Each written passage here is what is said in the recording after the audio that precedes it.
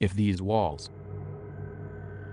Most days the walls are empty, bare, the shade of black I hated so much, that I told her made it look like our bedroom was a witch's coven, which, in turn, only made her love it more. She said she'd always wanted to be a witch, ever since she was a little girl, and then she pressed herself against me and asked if I had any problem with witches, especially ones who could do this, and then it didn't take me long to shut up and forget all about it. But, some days, if I'm lying very still, and holding the stone in my hands, the walls open. I don't know how to explain it. It's as if the paint gets darker and darker, and somehow thicker, more tangible, as if it expands in all directions, getting deeper and wider, and slowly it yawns out in front of me, going back and back until I see them. I think they're poplar trees, thin and with white trunks, reaching up into this new darkness with empty branches. Once I see the poplars I know it's time to get up. That's when the wall is, I suppose, no longer a wall, but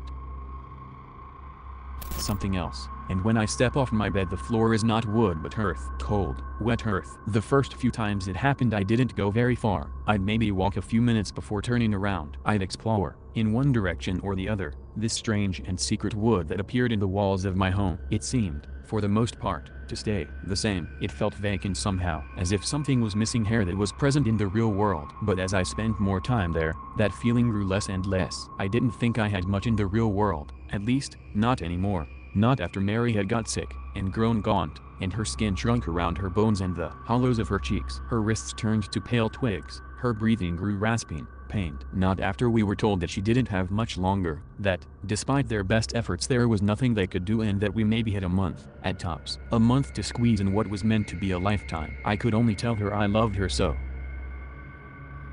many times, only spend so long holding her as she lost weight, tried to pretend I didn't know she cried in secret and tried not to admit how scared she was. Once, she confessed to me, after a sleepless night, that she'd spent vomiting into a plastic bowl, in a voice small and scared, that she didn't want to die, that she was so scared sometimes she couldn't breathe and she thought she'd do anything to make it stop. The worst part was I could do nothing. I didn't know what to say to that, what would help. The truth was unavoidable, real. I did not know her family well, and at the funeral they seemed to avoid my eye contact. She'd always said they were strange, had never wanted me to meet them, had said that there were things buried there she did not want to uncover. They wore funny clothes, smelt of strange herbs and incense, and spoke in whispers at the surface. It hurt even more, the thought that there was this whole part of her life I knew nothing about, would know nothing about, and it me then how much we'd still had to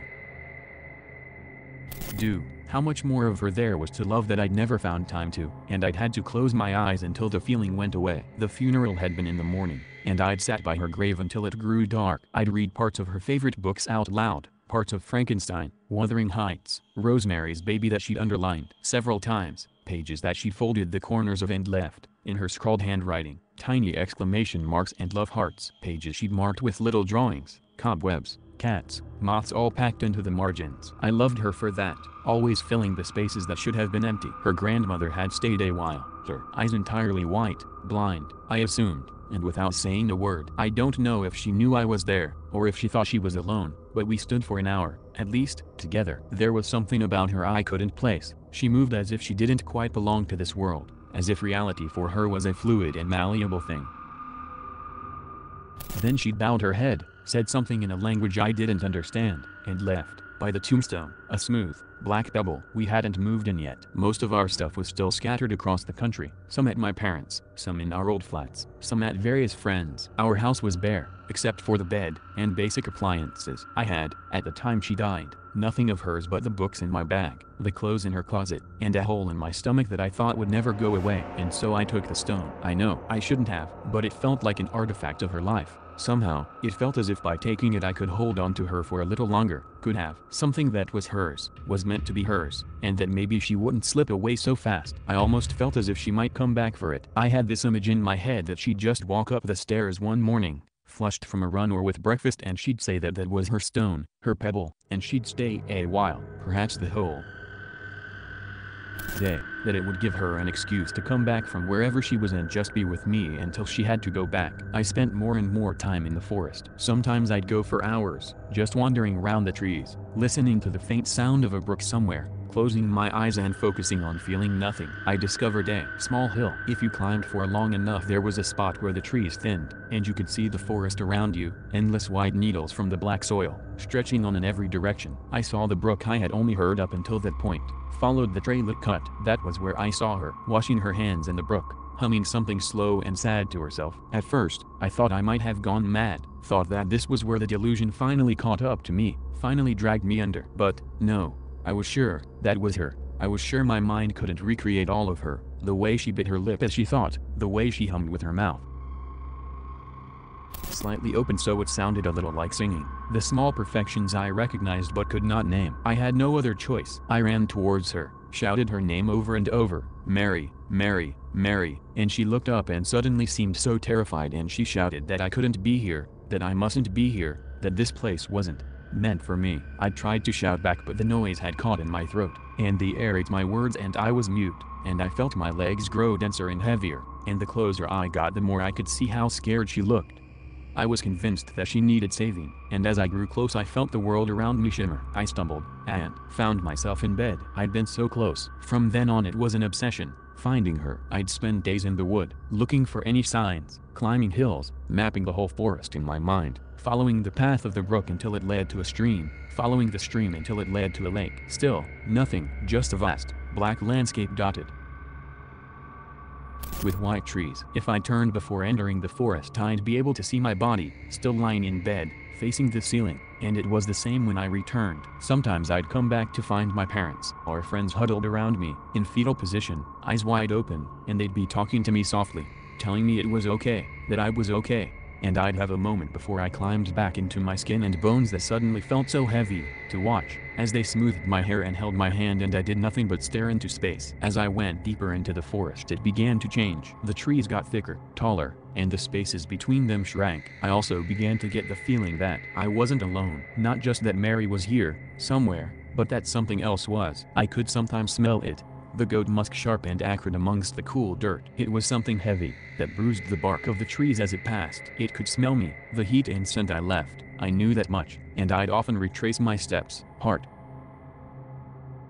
pounding, as I made my way back to the bed, to find that it had torn the trees behind me, uprooted them and stripped them of bark. I imagined what it would do if it found me, what it would do if it found something that wasn't made from cold wood, that was flesh and bone and warm. The longer I spent there, the more present it grew. I'd see huge antlers through the gaps in the trees, a humanoid figure making its way to the base of the hill I was climbing, hear low moans from somewhere behind me. I figured it didn't want me there, that it was out to find me, or worse, Mary, before I could find her. If I hadn't wanted so desperately to see her, I might not have returned, but it became a compulsion. If the walls wouldn't change, I'd just wait. I'd move my thumb over the surface of the stone in long, slow circles, keeping completely still, as if moving would somehow break the spell the stone was casting. The beast got smarter, faster. I'd know it was waiting for me when I came, and sometimes I'd have to double back on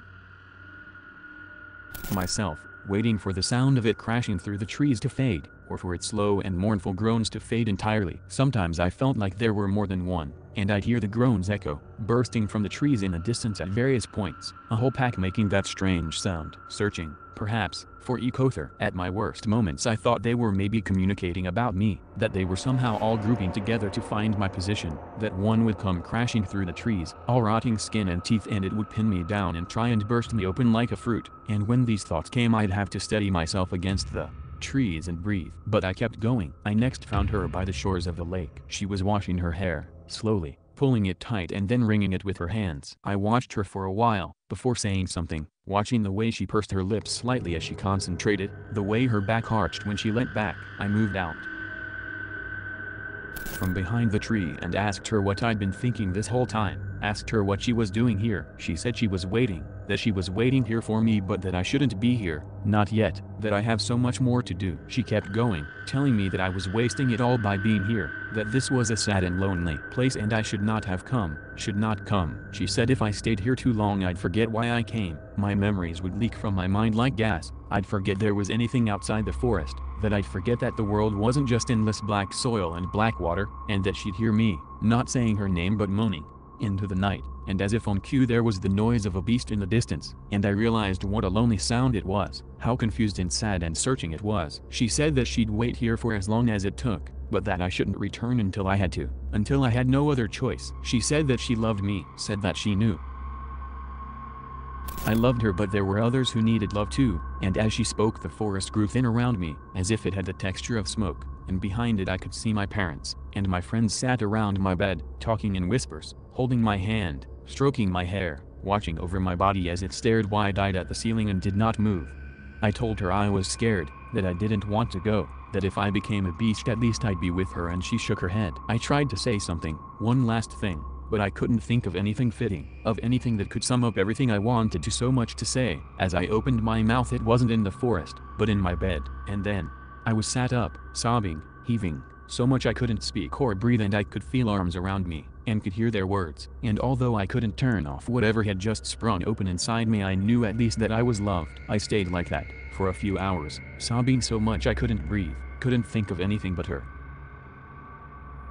Until slowly I settled, centered. I took the stone back the next day, placing it where it had been left all that time ago. I could have sworn though, that when I went to leave, in the spaces between the trees on the edge of the graveyard I'd seen, just for a second, the figure of her grandmother, those white eyes fixed on me, as if watching. I've renovated the house since then, painted over the black walls of the bedroom. I take it day by day. Sometimes I find myself wishing I had the stone, and I'll catch myself lying in bed for hours, seeing if I can will myself back into that place. But for the most part, I've put it behind me. I'll see her again when the time comes, and until then I have to keep myself busy. I imagine the low, sad moan I heard so often in that place, and know that I have to find my reasons not to join them. That each day I have to find reasons not to join the beasts between the trees. The small room that was going to be the nursery I've now filled with her books. I painted it black, which I feel she would have wanted. From time to time I'll come into it, pick a book at random and flick through, less to read the book itself and more just to see her handwriting, her tiny drawings and thoughts packed into the margins. Sometimes, if I've had a rough day, or have only barely made it out of bed, I'll find something new in the margins, the ink still fresh, a little note, or heart, or thought, and I'll know she's not gone, really, and if I close my eyes and concentrate I'll be able to hear it faintly, the melody she sang by the lake with her mouth half open, and I'll know that she's singing for me.